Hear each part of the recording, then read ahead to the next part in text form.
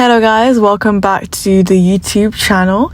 Today I'm going to be doing a deep dive on male leads, toxic male leads, and why we watch toxic male leads. Now, I have done multiple videos like this before, but I wanted to revisit some of my previous videos where I discussed these things, because I feel like, especially this year, I have watched so many dramas with toxic male leads, and I feel the need to further reassert myself when it comes to my reasoning as to why I watch a lot of these dramas.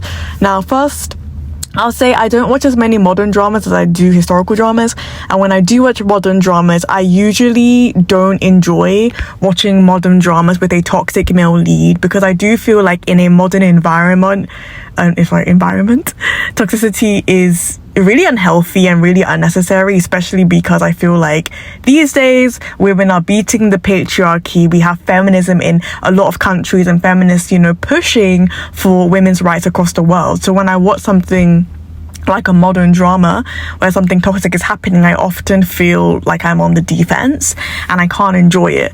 Now, I do think that I am a hypocrite, and I will admit that I am a hypocrite for watching historical dramas with toxic male leads and excusing it, and I excuse it on the basis of, well, in history these people would have been toxic. It's accurate to history. But I don't watch dramas that are entirely historically accurate, and so there is reason to maybe be questioning that as well. Like, if everything else is historically accurate, then why are the leads still toxic? Why is that being kept accurate in this instance? And I do think that's something for another day. I do think maybe a reason for that I'm thinking of right now is that when you bring in toxicity to a historical setting, it adds a level of realism or severity to the situation or to the TV show that you're watching. Like, the more toxic the male lead is, the more serious the show is. More often than not, the historical dramas I have watched where the male leads are not toxic are the ones that are like rom-coms. They're funnier and you're supposed to take them a lot less seriously. And then the ones that are more serious are the ones that are, of course, holding these really toxic views. Although toxicity varies in historical dramas. It goes from dark romance all the way to he's super mean to her in the beginning and isn't as mean in the end. And as I'm just talking about this, let me provide examples of what I mean. When I think about a male lead that isn't really that toxic, even though he's a little bit toxic, I think of Ning Yi from Rise of the Phoenixes, because in my opinion, at least my interpretation of the show, he is using the female lead as a pawn in that drama. When I think about something more extreme, like dark romance, I would think Love of Nirvana, where he's literally hurting her in the beginning, and then over time he ends up actually falling in love with the female lead.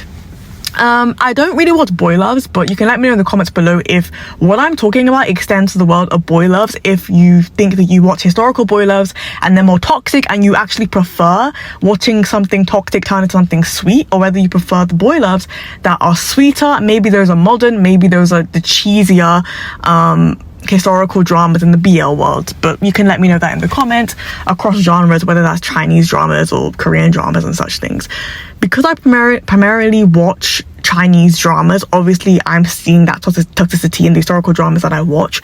I do watch Sajuks as well from the K-dramas, but the toxicity there has more to do with political alignment than any sort of personal failing of the male lead. Like, he's the crown prince, which is why he's acting in a particular way. But the same could also be said for other dramas as well, right? Like, the toxicity transcends different genres sometimes, and it depends on your palette and what you can handle. And I generally, sometimes I'm in the mood for something sweeter, something rom-com, something funny, something not serious. But most of the time, I want dramas that are going to slap me in the face with reality. I don't know why. Maybe because I feel like life is genuinely full of suffering, and I really choose to see that in my media. When I'm watching Korean dramas, the modern ones actually can be very angsty compared to the modern Chinese dramas I tend to gravitate towards within the romance section, particularly the slice of life dramas.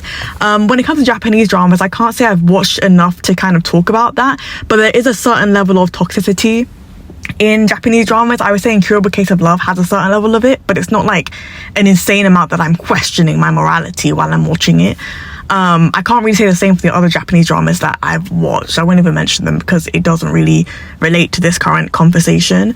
But I excuse it. My hypocrisy is just based on historical context and the kind of dramas I tend to enjoy in terms of toxicity. If I was consistently watching sweeter dramas, I don't feel like I can pull as much psychologically out of it as if I'm watching the serious ones. When I watch a sweet rom-com, I recommend it on the basis of how it makes me feel, not what it made me think about. I watch toxic dramas because it makes me think about real life situations, about real stuff. It's thought-provoking, and I love the intellectualism aspect of it. I don't get that from romance dramas, like the sweet ones. I don't know if any of you do. Let me know in the comments below if you guys do feel a draw towards intellectualism with the honey sweet dramas. If you like my channel, please subscribe. If you like this video, please hit the like button below. Thank you so much for listening. Bye.